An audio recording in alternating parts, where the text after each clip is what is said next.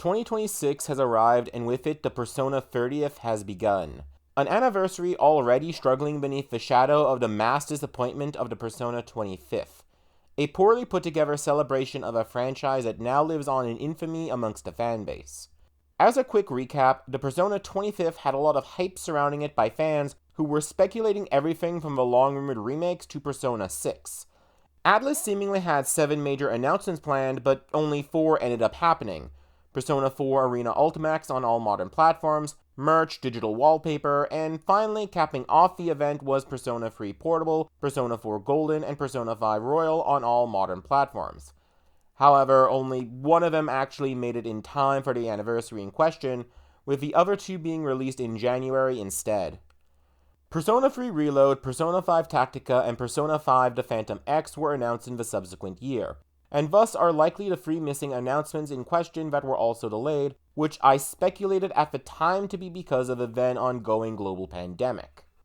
On top of that, in the midst of the anniversary, Atlus released a new game, Soul Hackers 2, which they had hoped would be a new major pillar for the Atlus brand.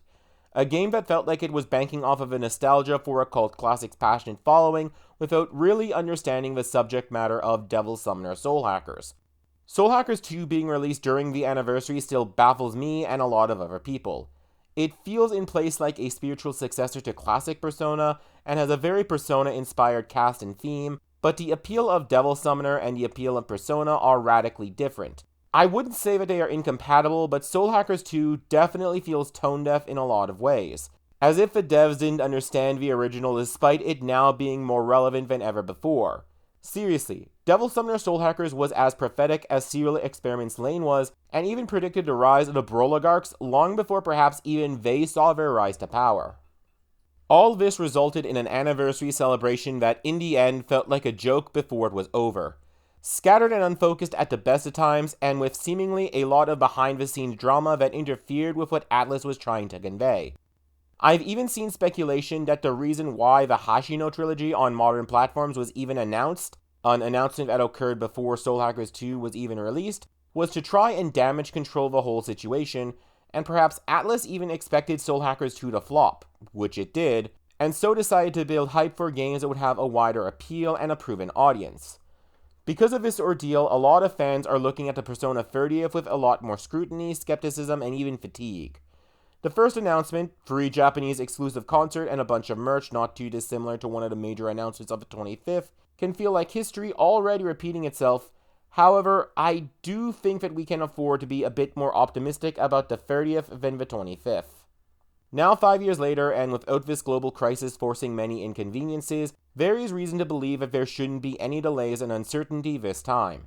Atlus also appears to have learned their lesson about overhyping fans by scaling down their major announcements to only 4 on the corresponding website, and announcing ahead of time that the first announcement wouldn't be a major game release. If nothing else, this proves that the Persona 30th is being handled with more care and competence than the Persona 25th was, and again, since that occurred amidst the pandemic, I don't want to be too hard on Atlus. Now, that doesn't mean that this optimism shouldn't be cautious optimism, and personally, I don't have too high hopes for the anniversary overall, but if the precedent of the 25th is anything to go by, I do think that we can expect at least 2 games to correspond to 2 of these major announcements, leading of course to the question of what games these 2 are. The most likely candidate is Persona 4 Remake, a game that we've already gotten a trailer for and is set to be released in the fiscal year of 2026. If I had to take a guess, this is probably going to be the major release that caps off the anniversary, akin to Persona 5 Royal on all major platforms for the Persona 25th. Now, Persona 4 Remastered is not really a game that I am too keen on personally. Persona 4 is my personal favorite Persona game, and given the reception of reviewers who felt the same about Reload, I am inclined to expect a similar dissonance between what made the game great and what this fresh team will try and recapture while modernizing it. The other major release is probably going to be a port like Arena Ultimax. It could be the dancing games, but I wouldn't discount ports of Persona 1 and 2. After all, ports of Persona 3 and 4 were anniversary announcements, if not releases, with these 2 being the next major games remade, so perhaps Persona 1 and 2 will also be ported to all modern platforms. That's what I would hope for anyways. For all I know, Atlus might end up deciding to port Persona Q and Q2 to the Switch 2 or something instead. Games that, though I haven't gotten around to quite yet, I do own for the 3DS, and so am not in a big rush to see ported. Though I suppose a port is not the only possibility, we still have 2 of the intended Persona 5 spin-offs that have yet to be revealed, and it makes sense to finish this batch of spin-offs before Atlus moves on to Persona 6, however fatigued fans may feel of the Phantom Thieves of Hearts at this point. The 2 registered domain names for these spin-offs are p5u.jp and p5b.jp, and as fans have already pointed out, p4u.jp is the Japanese domain for Persona 4 Arena and Arena Ultimax, meaning that p5u.jp is probably Persona 5 Arena.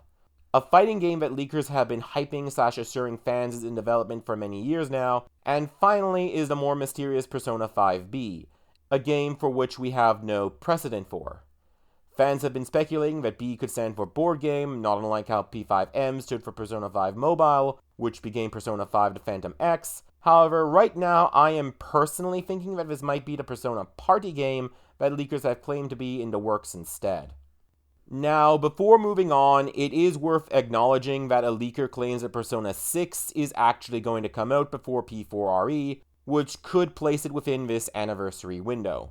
A bold claim given that we've gotten no word on P6, but have gotten a teaser trailer and release window for P4 Revival, and as such one that I am personally very skeptical of. At most, I'd say expect a confirmation, maybe even an official trailer for P6 at most. But I felt that this was worth bringing up, and before someone mentions the Persona 1 and 2 remakes that have also been leaked, those have been confirmed to be happening only after Persona 4 Remake, so they are looking more like a 35th anniversary release window rather than a 30th release window. That pretty much rounds out the major possibilities for the Persona 30th, but what about SMT, the series that Persona spun off from? Given that Atlus did release Soul Hackers 2 amidst the 25th, it's certainly possible that some SMT release could wind up happening this year, even if next year the Shin Megami Tensei 35th is technically more fitting, but then again, the SMT 30th was even more of a letdown than the Persona 25th was for me, and I assume many others, even if that disappointment is not as well documented or as vocal online. Seriously, if you think that the Persona 25th was bad, the SMT 30th didn't even have a new SMT release, and again, it was during this period of time that Persona 5X, Tactica, and Reload were announced instead, with the closest to a game being the resurrection of a trading card game. Heck, it felt like fans were doing a better job of celebrating the SMT 30th than Atlus did, because it was during this time that the PSP version of Persona 2 was finally given a complete fan translation patch. Back to the potential SMT release, we do know that Raido Kuzunoha vs. King Abaddon is now going to get the Raido remastered treatment given the reception of Mystery of the Soulless Army. King Abaddon is easily one of the best games in the franchise, and also one of the most overlooked, never escaping the shadow of the original, and a limited physical release. And not helping matters was that it was a release for the PS2, right when developers were starting to really crack the meta of the PS3's strange, but more advanced architecture. There is also reason to expect that Raido 2 won't take too long compared to the usual games, since it can reuse a lot of the assets from Raido 1, having a largely returning cast, and many of the same locations as well, reducing development time, though I still wouldn't personally expect it this year quite yet. Maybe near the end of 2026 at the earliest, but if an SMT game is going to be released, I'd put my money on a game that has been in development significantly longer in SMT 6. Quite frankly, I'd say that Shin Megami Tensei 6 is a stronger possibility than most would consider, given that 2 to 3 years was the time span between SMT 5 and 5 Vengeance, and that SMT 6 may have even been in concurrent development with 5 Vengeance. But perhaps I am simply being impatient and perhaps too hopeful in that regard. I hated SMT 5 when it was first released, but was utterly blown away by the canon of Vengeance, which proved to me that Team Maniacs could create something great, and I am very eager to see what else they can do to stand alongside the greats of the series.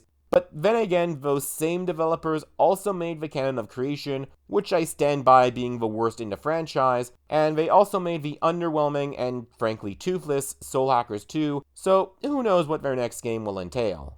I suppose that is a good segue into Soul Hackers 3.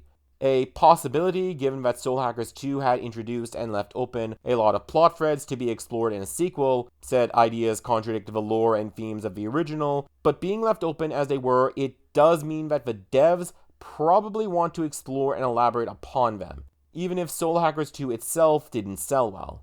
I'd prefer that they didn't. Devil Summoner Soul Hackers is a game that I've really come to appreciate with how prophetic it has become, but Soul Hackers 2 directly contradicts its stance and ideas of systemic control through technology by reimagining the Phantom Society as an organization led by chaotic ideals rather than a fascist deep state, and I'd rather this concept not be supplanted further by storylines that frankly speaking misunderstand the original the way that Soul Hackers 2 did. However, I can't rule out a Soul Hackers 3 as a possibility, unfortunately, especially as, again, it was Soul Hackers 2 that was announced and released during the Persona 25th. The final possibility for a non-Persona game to be released this year that I'd like to bring up is Digital Devil Saga. Fans have been eager to see a potential HD port ever since Nocturne's 2020 port, and as the game already featured voice acting, it meant that Atlus would need to add it in, only the multiple tracks of a Japanese and English voice cast, and it ranked quite highly on the list of games that Atlus fans want remade. A list that Atlus is taking quite seriously, given that P4 Remastered is the 4th game from that list to receive a remake. Now, personally, I would prefer a port of Digital Devil Saga 1 and 2 together. I'm not sure that a remake is really a good idea for Digital Devil Saga, as atmosphere is something that this game excelled at, but which modern titles seem like they struggle with, and I honestly do think that a lot of fans may feel similarly, and more so use this list to try and invoke which games they'd like to see, not necessarily remade, but available. Persona 3 is a prime example, since I'm pretty sure that it ranked number 1 because fans wanted a definitive edition that had the best of both FES and Portable, rather than FES but upscaled all over again, while Portable was treated as a separate release. And hopefully Atlus has gotten this message and will be more strategic with the concept of porting or remaking Digital Devil Saga. As for the other 3 SMT games on this list, while SMT4 is my personal top pick to get remastered, given all of the cut content and compromises that had to be made to get an SMT game on the same handheld as Pokemon, this one seems unlikely at present, given that no domain name exists for it or for Apocalypse, meaning that Atlus appears to be prioritizing other remakes and projects at this time. And that finally brings us to Devil Summoner, a cult classic that was a big success for Atlus back in the 90s. I can actually see this being a big consideration for Atlus, given the success of Raido Remaster, which is a later edition in the Devil Summoner series. Though if I had to take a stab at a timeline for Devil Summoner remasters, then King Abaddon would probably get this treatment first, given that it would be an easier remaster to make and would be able to piggyback off of the Mystery of the Soulless Army more organically, given its influence over the remaster and both being ARPGs. This would mean that Devil Summoner wouldn't be a 2026 release, and after both Raido remasters are both complete, a new Devil Summoner game, be it a new Raido adventure or not, would be ideal to give some breathing room between this barrage of remasters. That's not necessarily Atlus's plan perhaps, but it would be wise to space out remasters between new releases to avoid giving fans fatigue of remasters overall.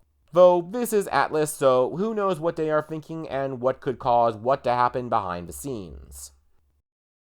If you liked the video, then be sure to like and maybe leave a comment from expressing how fatigued you are with the Phantom Thieves of Hearts, or if you are excited for the Persona 30th anniversary. After a long and unforeseen break due to a lot of technical difficulties on my end while trying to collect footage for both Raido games to make a massive project that I tried really hard to get out before Raido Remastered was released, including having to change monitors 3 times, multiple computer crashes, some minor losses of footage, and my grandmother being hospitalized twice last year, I'm going to try and get back into making videos more frequently in 2026. On screen now are 2 videos, one that the YouTube algorithm recommends for you, and the other is one that I personally recommend. Next week, I'll be making a video on 6 games I plan to play and will try and make videos on for 2026, and after that, a long-awaited Persona video that has been in the works for over a month. A video recommended by a comment from my old 6 Colors for Persona 6 video, so if any of that sounds interesting to you, then please subscribe and turn on notifications so that you will be informed first thing when I upload a new video. Until next time, Happy New Year, everybody!